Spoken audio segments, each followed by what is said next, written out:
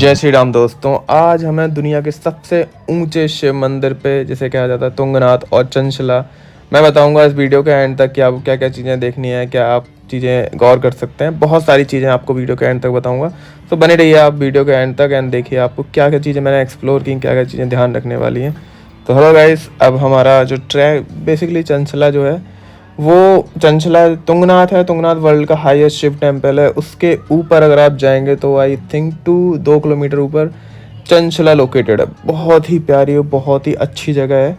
आप दिल्ली से अगर जा रहे हैं सो हरिद्वार जाएंगे, देन उसके बाद आप ऋषिकेश के बाद आप देवप्रयाग जैसे कि ये जो जगह है ये आप देख रहे हैं देवप्रयाग की जगह है। यहाँ पे इसका संगम बहुत ही प्यारा है, बहुत ही प्यारी जगह है ये। बिकॉज़ आप देखेंगे कि दो नदियाँ मंदाकिनी और अलकनंदा मिल रही हैं और आगे जाके गंगा के रूप में ये बन जाती हैं। मतलब कि इससे प्यारी जगह आपको कहीं देखने नहीं मिलेगी पूरे इंडिया में, कि दो नदियों का संगम जाके एक नदी क्रिएट हो जाती है और दोनों की आप देख रहे होंगे कि धाराएं भी आपको कभी मिलती हुई नहीं दिखाई देंगी, अलग अलग आपको क्लियर दिख रही हैं।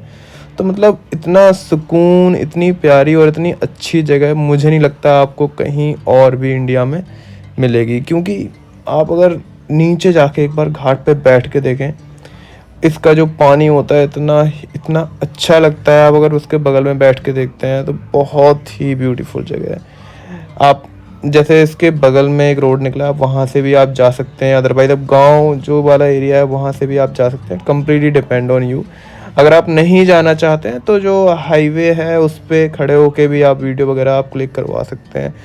उसके बाद ये जो व्यू है गाइस, ये आप जैसे श्रीनगर क्रॉस करेंगे, श्रीनगर के आगे थोड़ा और आगे जाएंगे तो कुंड आता है।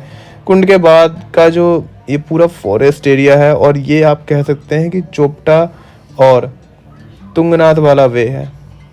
तो आप देख ही रहे होंगे कितना प्यारा, कितना ब्यूटीफुल और कितना अमेजिंग व्यू होता है। मतलब कि ऐसा आपको देखने को कहीं मिलेगा नहीं। ऐसा लगता है जैसे आप स्वर्ग में आ गए हैं, ऐसा फील होता है। बिकॉज इसकी जो रोड्स हैं, इसके जो एरिया हैं, इसकी जो हवाएं हैं वो बहुत ही प्योर और बहुत ही प्यारी फील होती है।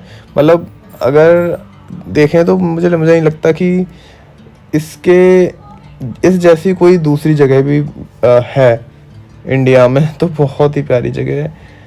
एंड हाँ, इससे पहले मैंने यहाँ पे स्टे करा था, क्योंकि आप डेफिनेटली वन टाइम में आप वहाँ पे नहीं जा सकते हैं।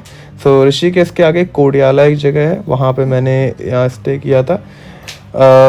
उसके बाद नेक्स्ट डे चोपटा और तुंगनाथ के लिए निकला था। तो ये भी काफ़ी अच्छी जगह थी, बहुत ही अच्छी प्रॉपर्टी थी यहाँ पे।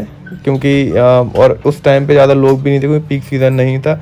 तो आप देख ही रहे होंगे कि ज़्यादा लोग नहीं है। इसके बाद हम आगे चले और आगे चलने के बाद हमें बर्फ़ दिखना स्टार्ट होगी। जैसा कि आप देख ही रहे होंगे कि इतनी ज़्यादा बर्फ़ थी, इतनी आइस थी, बहुत ही ऐसा लग रहा था जैसे ये मतलब पहाड़ चादर ओढ़ के बैठे हुए हैं ऐसा फील हो रहा था। सो बहुत ही प्यारी जगह है इसे।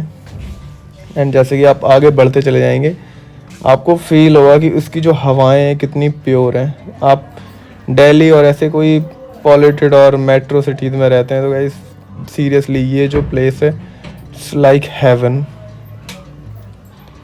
एंड एक चीज़ का और आप ध्यान रखें, मुझे लगता है कि हाँ, अगर आप बाइक से जा रहे हैं, क्योंकि आइस की वजह से ना रोड स्लिपरी हो जाती है, मोस्टली ब्लैक आइस की वजह से। तो उनका आपको ध्यान रखना होगा कि जो बाइक आप चलाएं वो अच्छे से चलाएं। क्योंकि अगर रोड पे अगर बाइक आपकी स्लिप होती है सो बहुत ही डिफ़िकल्ट काइंड का कॉन्सिक्वेंसेस आपको फेस करना पड़ सकता है। तो इसका आप ध्यान रखें।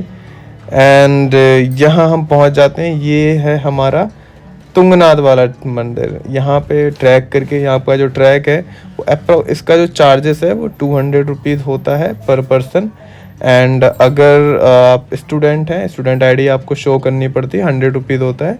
जब ये मंदिर क्लोज होता है उस टाइम का चार्जेस होता है। एंड इसके बाद आप तुंगनाथ टेम्पल में जाएंगे। तुंगनाथ टेम्पल की जो ट्रैक होता है वो आई थिंक 3 से 4 किलोमीटर तक होता है। एंड ये यहाँ से देखिए आप क्या व्यू आता है। क्योंकि उस टाइम पे जो सीज़न था वो थोड़ा सा कहते हैं कि रेनी था एंड विंटर वाला वो मिक्स वेदर है। तो यहाँ पे जो फ्लावर्स थे वो काफ़ी, बहुत सारे पेड़ों पे आपको इस टाइम पे फ्लावर दिखेंगे, क्योंकि रेनी और स्प्रिंग वाला वेदर था।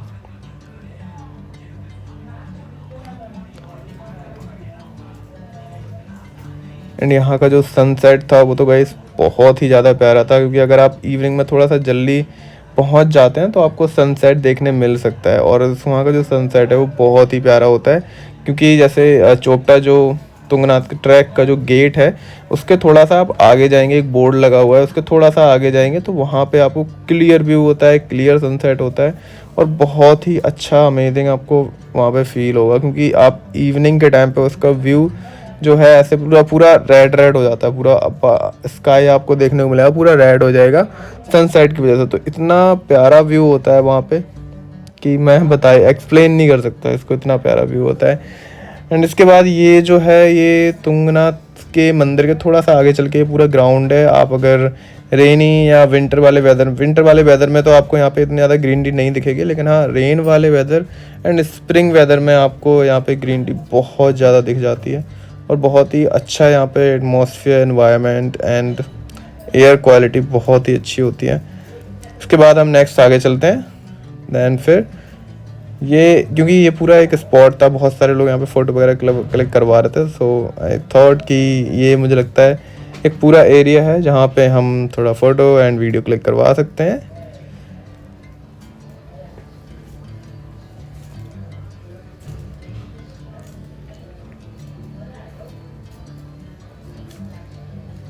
एंड गाइस हाँ एक चीज़ का आप ज़रूर ध्यान रखें कि प्लीज़ आपने शूज़ ज़रूर अच्छे लेके आए, क्योंकि यहाँ पे शूज़ का सबसे मेन काम है। आप शूज़ अगर सही नहीं होंगे बहुत ही डिफ़िकल्टी फेस करने वाले हैं, क्योंकि आपको शूज़ आपके पैरों के कंफर्टेबल के लिए बहुत ज़रूरी हैं अगर आप ट्रैक कर रहे हैं, क्योंकि गाइस पता है पैर सेफ होने चाहिए ट्रैक करते टाइम पे। एंड ये जो है तुंगनाथ टेम्पल है, यहाँ पे इस टाइम पे क्लोज था, क्योंकि मैंने आपको बताया कि ये जो है सीज़न नहीं था पीक जो तुंगनाथ टेम्पल ओपन होने का। आप सब जगह बर्फ़ देख रहे होंगे इस टाइम पे। मोस्टली जो टेम्पल्स हैं थे मध्य महेश्वर है, तुंगनाथ है, हेमकुंड साहिब है, ये सारे क्लोज रहते हैं इस टाइम पे। इनका एक पर्टिकुलर टाइम होता है, तो प्लीज़ आप जब भी जाएँ टाइम देख के जाएं। अगर आपको टेम्पल के अंदर जाना है तो आप टाइम देख के ज़रूर जाएं, क्योंकि अगर आप ऐसे ही कहीं पे भी चले जाएंगे तो आपको रोड क्लोज ही मिलेगा, टेम्पल भी क्लोज मिलेगा। सो आपका इंटेंशन क्या है, आप किस लिए जाना चाहते हैं? अगर आप अंदर जाना चाहते हैं टेम्पल के तो उस टाइम पे ही जाएं, उस पर्टिकुलर टाइम पे जाएं जिस टाइम टेम्पल ओपन होता है, क्योंकि अदरवाइज़ कोई जाने का फ़ायदा नहीं है। एंड ये है हमारा चंद्रशिला, जो कि तुंगनाथ से भी ऊपर होता है। ये चंद्रशिला टेम्पल है। इसमें आप देख ही रहे होंगे कि मतलब इस टाइम पे भी यहाँ पे बहुत कम लोग थे, ज़्यादा लोग यहाँ पे नहीं थे, क्योंकि जैसा कि मैंने बताया कि ये इस टाइम इतना ज़्यादा पीक सीज़न नहीं था, लोग नहीं आ रहे थे इतना ज़्यादा।